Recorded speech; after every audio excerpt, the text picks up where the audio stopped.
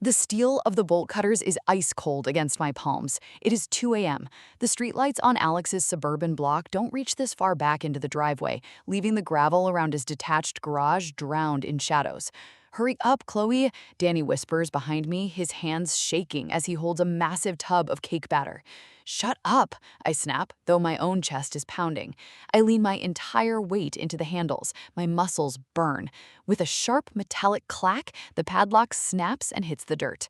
I don't feel like a criminal. I feel like a hostage negotiating my own survival. This isn't a game, it's a $20,000 wedding contract for 200 people, and the deposit is already spent. Alex knows this. He knew my rental kitchen caught fire. He knew I had nowhere else to go. Yet he locked me out anyway, changing the keypad to some high-tech biometric scanner just to prove he could. He called the police on his own family. He is the one who forced my hand. I push the heavy rear ventilation window upward and scramble through, my boots scraping against his pristine commercial-grade stainless steel tables. The space smells like bleach and aggressive professionalism. Past the tugs, I hiss through the opening. Danny and his brother hoist the 5-tier cake layers and the buttercream inside. The room feels like a trap, but I don't care. I have 24 hours to bake, stack, and frost. I stomp over to his prized possession, a massive computerized German oven that looks like it belongs in a laboratory. My hands are covered in flour dust as I aggressively shove the heavy metal sheet pans into the racks. They jam against the inner lining, but I force them in anyway. I don't have time to be gentle.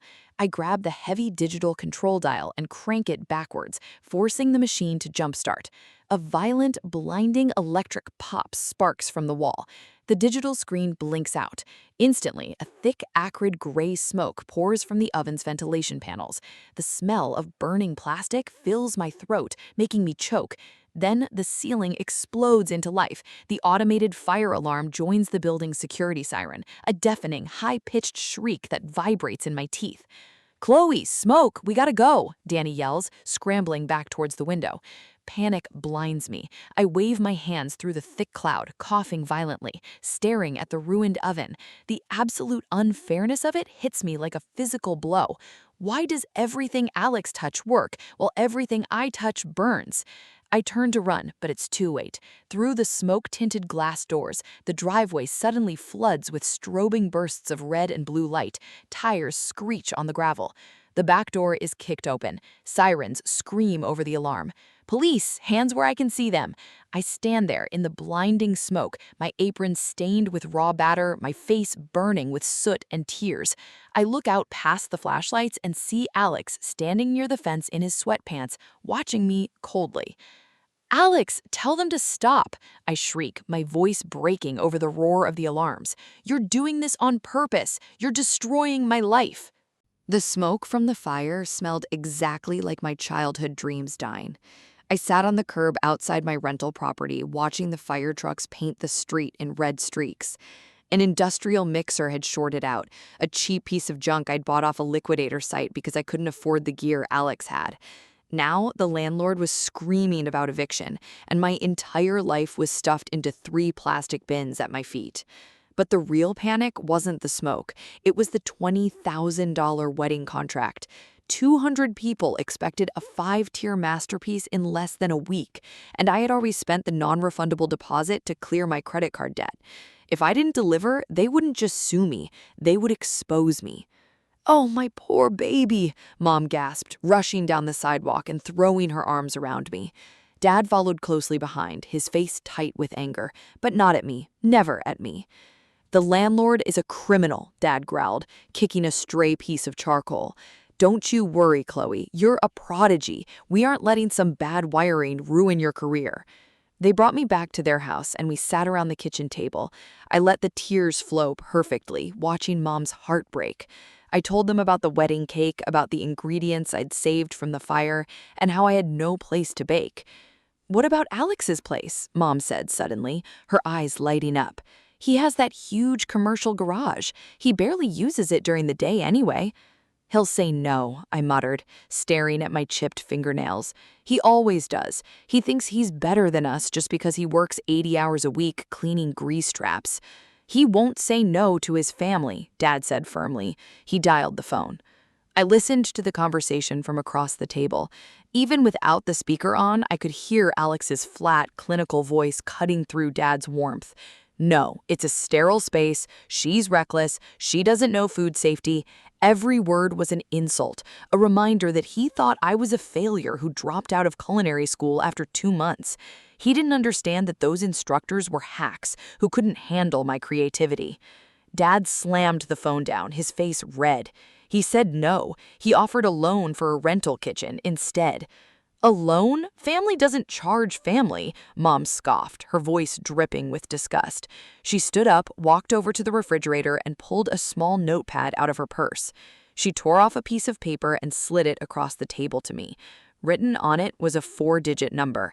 I copied his keypad code when I helped him clean last week, Mom whispered, a sharp, triumphant smile on her lips. He has a whole building sitting there. We don't need his permission to support our own daughter. Tomorrow, we pack the car. You're going to bake that cake. I stared at the numbers. The anxiety in my chest dissolved, replaced by a warm, solid wave of vindication. Alex wanted to play the elite, distant chef? Fine, but he forgot who gave him his name. We were a family, and what was his was ours. The space inside Alex's garage didn't feel like a kitchen. It felt like a hospital wing. Everything was cold, metallic, and painfully sterile. I hated it. Art needs breathing room, not a checklist. By noon on Thursday, I had finally made the place look alive. Bags of unrefined sugar and flour were stacked against his ridiculous ovens, and I'd turned off his aggressive ventilation system because the hum was giving me a headache.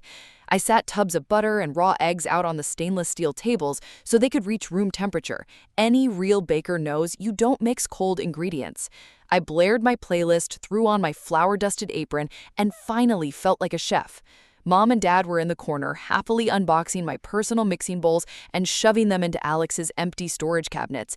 They looked at home. We belonged here. Then the heavy glass door slammed open. Alex stood in the entryway, his chef's coat immaculate, his face twisting into a mask of pure disgust. He looked at the flour in the air, then at the butter on the table, as if I had brought a biohazard into his precious sanctuary. "What are you doing?" he demanded, his voice dangerously low. Mom didn't even flinch. She gave him that calm, patronizing smile she always used when he was being dramatic. "We knew you'd change your mind once you realized how desperate your sister was, Alex," she said, grabbing one of his towels to wipe down a counter. Dad didn't even look up from assembling a wire shelf he'd brought for me. "Don't start acting dramatic, son. It's just for 2 weeks until the wedding order is delivered." Alex's eyes locked on me. I rolled my eyes, mixing my batter a little harder. He was always so clinical. "I'm actually going to rearrange this layout," I said, offering a smirk to break his tension. "It feels too clinical. We can even do some sibling recipe testing." "Get out," he said. He didn't yell, which made it worse. "Get your things and get out. Immediately." The room went freezing cold. Mom instantly started crying, begging him not to abandon his own blood in a crisis. Dad stepped directly into his space, using that heavy, commanding father voice that used to keep us in line, telling him this was happening whether he liked it or not. I felt hot tears sting my own eyes. Why did he have to ruin everything? Why did he hate my success so much? "It doesn't matter what you say anyway," Mom snapped, dropping the polite act. "I wrote down your keypad code from that notebook on your fridge last week. We gave Chloe the code and we have it too. She's staying." Alex just stared at us. A terrifying, dead look came over his eyes. He didn't argue. He just pulled out his phone and dialed 3 digits, 911. Dad actually laughed, taking a step forward. "You won't call the cops on your own father, Alex." "I'm reporting a commercial burglary in progress," Alex told the dispatcher, his voice flat as ice. He was actually doing it. He was throwing his own sister to the police over a room full of steel. The flashing lights of the police cruisers were still burned into my eyelids when we got back to Mom and Dad's house. I sat at the kitchen table, trembling, while Mom frantically paced the floor, her face pale with a mix of shock and pure rage. "An absolute animal," Dad muttered, staring out the window into the dark, calling armed officers on his own flesh and blood over a room he wasn't even using. By 3 a.m., the kitchen had turned into a war room. My phone was vibrating every 30 seconds. Dad sat under the bright overhead light, his thumbs flying across his screen as he drafted a wall of text to Alex, pouring every ounce of disgust he had into the screen, calling him an ungrateful coward who had permanently stained our family name. Mom didn't bother text messaging. She dialed Alex's number over and over, her voice cracking as she left voicemails. I listened to her shift from hysterical, breathless sobbing into a cold, sharp venom. I didn't raise a son who would put his own little sister on the street, she hissed into the receiver before slamming it on the counter. But Alex had muted his phone. He was shutting us out, pretending we didn't exist. If he won't listen to us, he'll listen to the rest of the family, Mom said, her eyes narrowing as she opened her contact list. By sunrise, we had mobilized everyone.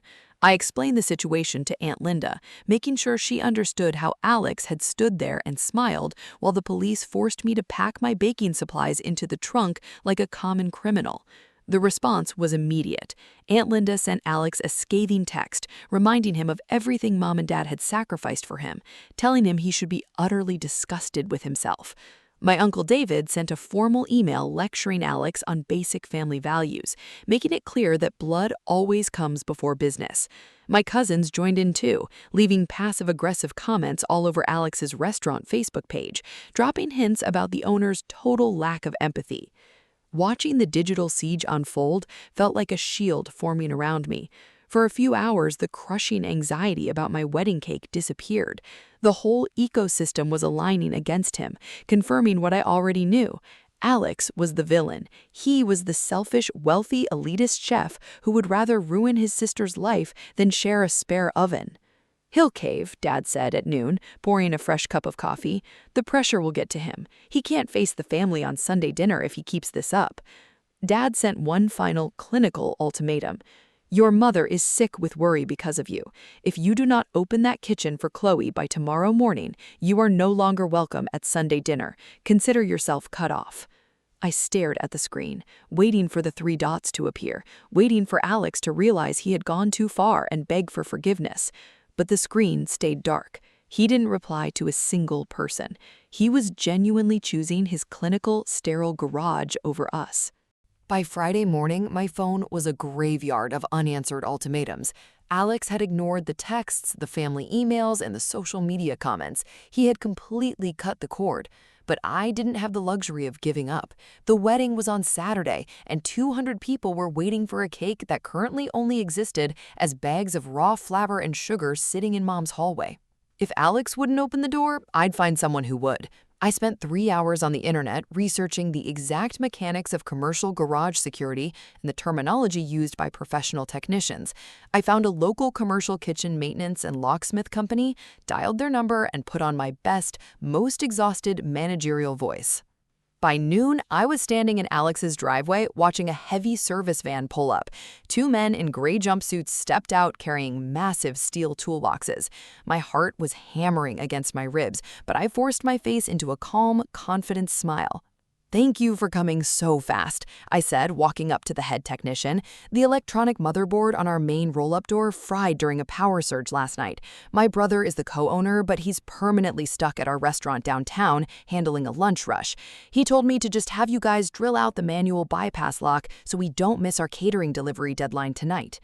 The technician nodded, completely buying the story. He didn't ask for papers, he just saw a stressed chef in a hurry. "Yeah, those boards go out all the time," he muttered, pulling a heavy-duty power drill from his kit. He stepped up to the door and raised the drill bit to the high-security lock. I took a step back, a rush of pure triumph flooding my veins. It was that easy. Alex thought he was so smart with his $600 toy, but a little bit of professional charm was about to render his $600 toy completely useless. Bzz! The heavy static of a loudspeaker cut through the air. Everyone in the driveway jumped. "Stop right there," Alex's voice barked from the camera housing mounted under the roof eave. The sound echoed off the concrete, cold and metallic. The technician froze, blinking up at the lens. "Who is that?" I am Alex, the sole owner of this property and this business. The woman standing next to you does not live there, does not own that kitchen, and is currently attempting to fraud her way into a commercial facility. If you touch that lock with a drill, I am pressing full property damage and liability charges against your company." The technician's face drained of color. He lowered the drill instantly, turning on me. "I am!" I panicked, the professional mask shattering as I pointed angrily at the black lens. "Alex, stop being an asshole. My wedding cake layers need to go into the retarder proofer tonight or they'll ruin. Just let them fix the door." "Show the technician your ID, Chloe," the speaker countered calmly. "Gentlemen, she is trespassing. I've already dispatched the police. Leave before they arrive." "We're out," the head technician muttered. They threw their tools into the van, ignoring me as I literally grabbed the man's arm, begging him to stay. When the police cruiser pulled in 10 minutes later, I was sitting on the gravel, weeping with rage among my bags of unrefined sugar. They handed me a formal, written criminal trespass warning. Alex hadn't just protected his kitchen, he had humiliated me in the dirt. The kitchen table at Mom and Dad's house looked like a war room after a devastating defeat. The criminal trespass warnings that crumpled next to my laptop. The panic wasn't a dull ache anymore. It was a screaming animal in my chest. Friday was slipping away, and my reputation was on the verge of being publicly executed. "He wants to destroy you, Chloe," Mom said, her eyes red-rimmed but dangerous as she paced the linoleum. "He wants to see you fail so he can feel superior, while two can play at that game." I watched, numb, as Mom pulled out her phone and dialed the state health board. Her voice shifted instantly, turning into that of an anxious, civic-minded citizen. She gave Alex's restaurant address and read off a calculated script, claiming she was a supplier who had seen a severe rodent infestation in her dry storage and expired dairy in the walk-in. She used specific layout details she'd remembered from visiting his restaurant, knowing exactly how to trigger an immediate, high-priority emergency inspection. "That will freeze his lunch rush," Dad said, a cold satisfaction in his voice as Mom hung up. "Let's see how he likes inspectors breathing down his neck while he's trying to run a line." But Mom wasn't finished. She opened her laptop and created 3 new Google and Yelp accounts using ridiculous pseudonyms. Together, we drafted a wave of 1-star reviews, posting them 20 minutes apart. We wrote about food poisoning from the seafood pasta and rats near the kitchen, completely tanking his perfect rating.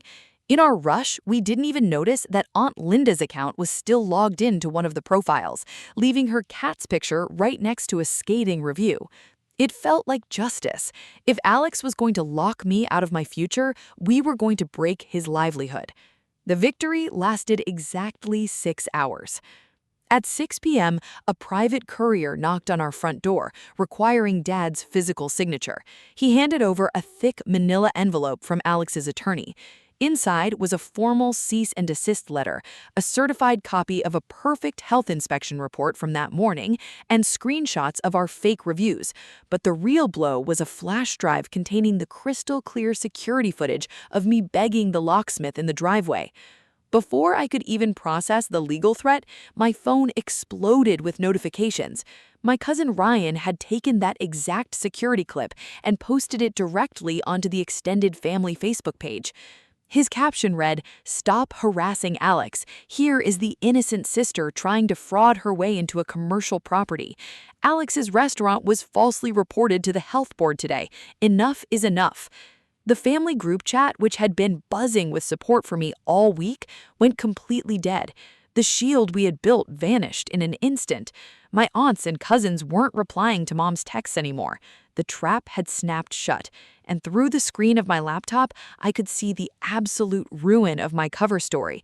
I was no longer the victim. The whole family now saw me as an entitled fraud.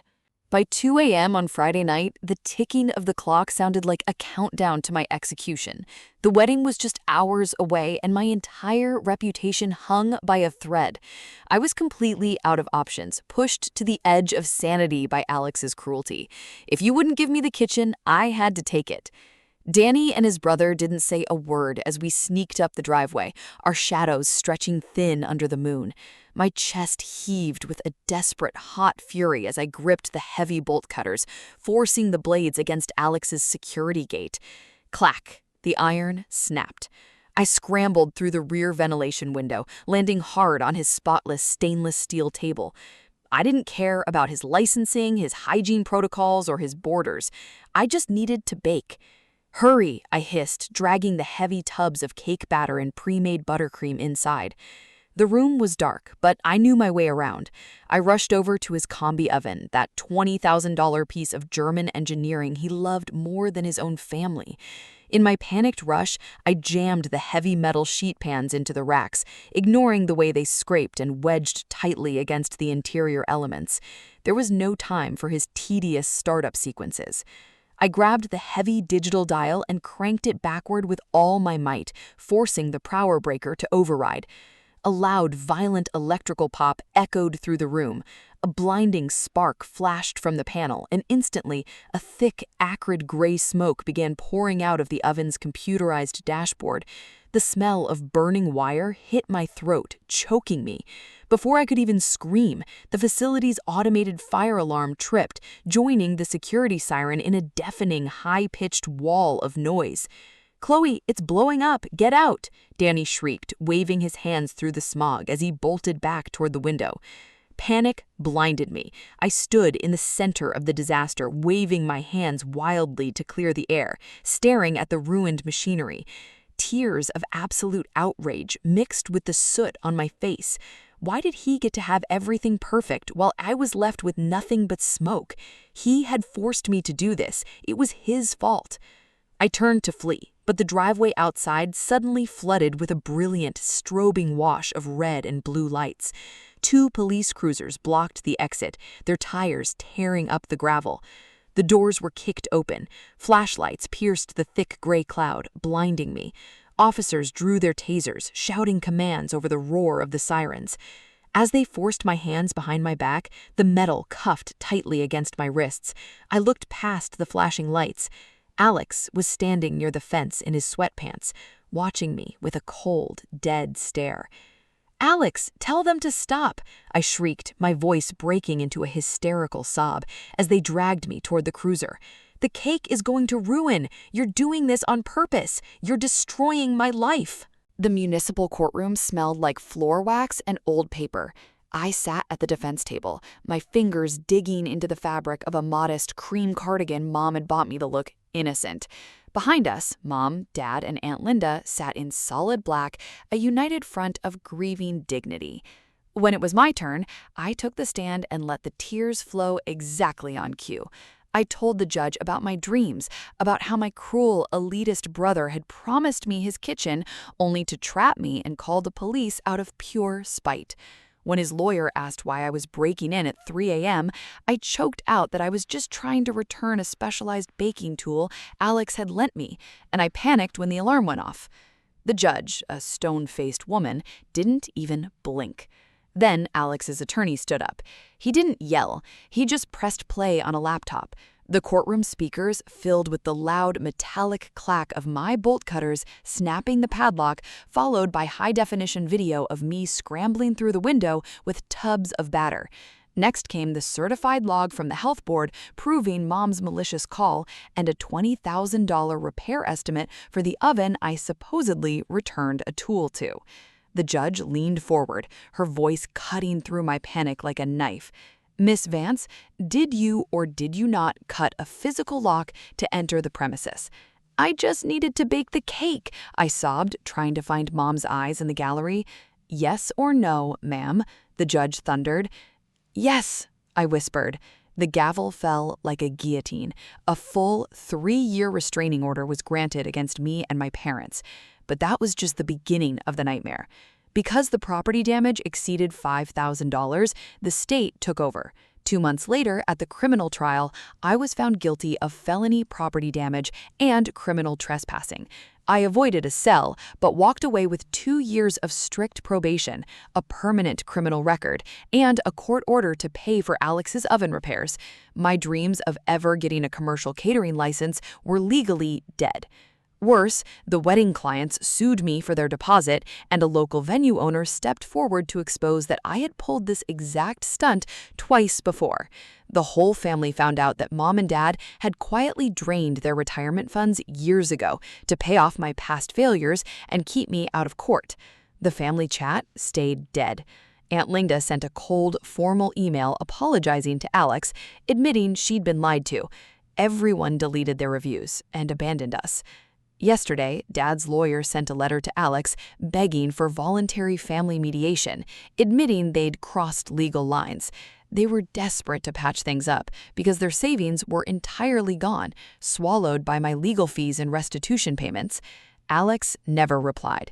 He changed his restaurant location, hid his address, and erased us from his life. I sit in Mom's quiet kitchen now, staring at my court papers. There are no more ovens to borrow, no more cocksure lies to tell, and no more money to save me.